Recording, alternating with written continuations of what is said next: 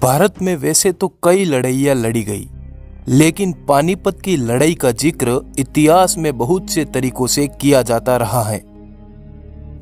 पानीपत की लड़ाई ऐसी लड़ाई थी जिसने भारत के इतिहास को बदल कर रख दिया। दिल्ली के तख्त के लिए हुई पानीपत की लड़ाई के बारे में ऐसा कहा जाता है कि इस लड़ाई में अगर भारतीय राजाओं की जीत होती तो भारत में कभी भी विदेशियों की सत्ता स्थापित नहीं हो पाती।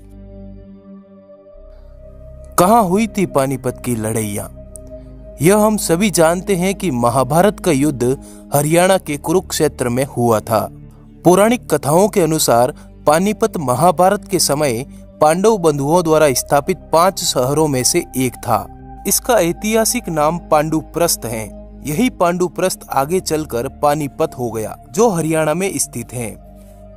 यहीं पर भारत की ऐतिहासिक लड़ाई हुई थी जिसने भारत का इतिहास बदल कर रख दिया। पानीपत वो स्थान है जहां 12वीं सदी के बाद से उत्तर भारत के नियंत्रण को लेकर कई निर्णायक लड़ाइयां लड़ी गई। वर्तमान हरियाणा में स्थित पानीपत दिल्ली से करीब 90 किलोमीटर की दूरी पर स्थित है। किनके बीच हुई थी पानीपत की तीनों लड़ाइयां? पानीपत की पहली लड़ाई 21 अप्रैल 1526 को दिल्ली के सुल्तान इब्राहिम लोदी और बाबर के बीच हुई थी। बाबर एक तुर्क था जिसने मुगल साम्राज्य की नींव रखी थी। पानीपत की इस पहली लड़ाई में इब्राहिम लोदी की हार हुई। इस लड़ाई में इब्राहिम लोदी और उनके 15,000 सैनिक मारे गए। पानीपत की इस पहली लड़ाई ने भारत में बहलूल लोदी द्वारा स्थापित लोदी वंश को समाप्त कर दिया और बाबर का दिल्ली एवं आगरा में दखल हो चला था। पानीपत की दूसरी लड़ाई 5 नवंबर 1556 को अकबर और सम्राट हेमचंद्र विक्रमादित्य के बीच हुई थी। पानीपत की दूसरी लड़ाई में हेमचंद्र विक्रमादित्य ने पूरी ताकत के साथ लड़ाई लड़ी और वह जीत की ओर बढ़ ही रहे थे, लेकिन लड़ाई में एक ऐसा मौका भी आया जब मुगलों की सेना ने सम्राट हेमचंद्र उर्फ हेमू की आंख में एक तीर मारा। इस तीर से वह गिरकर बेहोश हो गए। यह घटना युद्ध में जीत रहे सम्राट हेमचंद्र के हार का कारण बन गई। अपने राजा को इस अवस्था में देखकर सेना में भगदड़ मच गई, जिसका फायदा उठाकर मुगल सेना ने कत्लेआम करना शुरू कर दिया। इस दृश्य को देखकर सम्राट हेमचंद्र की सेना भाग गई, जिसके चलते अकबर या बहरम खान ने हेमचंद्र का सर काट दिया। इसके बाद अकबर का दिल्ली एवं आगरा पर कब्जा हो गया।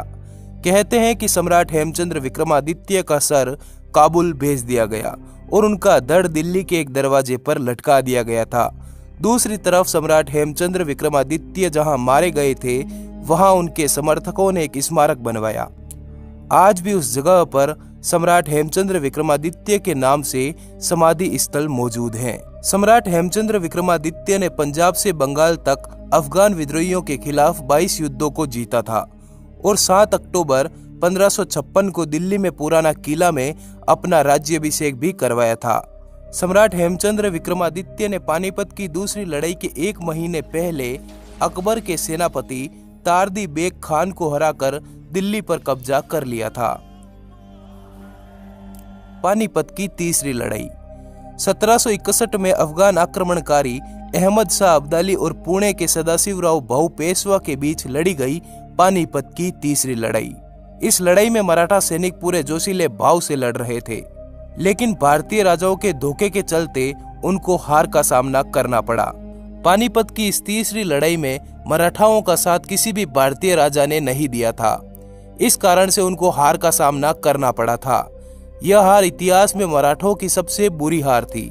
पानीपत के पहले युद्ध ने एक और जहां मुगल साम्राज्य की नींव स्थापित की, वहीं दूसरे युद्ध ने अकबर के करीब 5 दशक लंबे शासन की नींव रखी। जबकि पानीपत की तीसरी लड़ाई ने भारत में अंग्रेजों की विजय के रास्ते खोल दिए। मतलब यह है कि पानीपत में यदि हेमचंद्र विक्रमादित्य के साथ दुर्घटना नहीं हुई होती तो देश में मुगल साम्राज्य कभी स्थापित नहीं होता और अहमद शाह अब्दाली से सदाशिवराव भाऊ पेशवा जीत जाते तो अंग्रेजों की देश में एंट्री नहीं होती। फिर भी मराठा और राजपूतों ने देश के एक बहुत बड़े भूभाग पर तब तक अपना कब्जा बरकरार रखा जब तक कि अंग्रेजों ने संपूर्ण भारत में अपना शासन स्थापित नहीं कर दिया। धन्यवाद, जुड़े रहिए।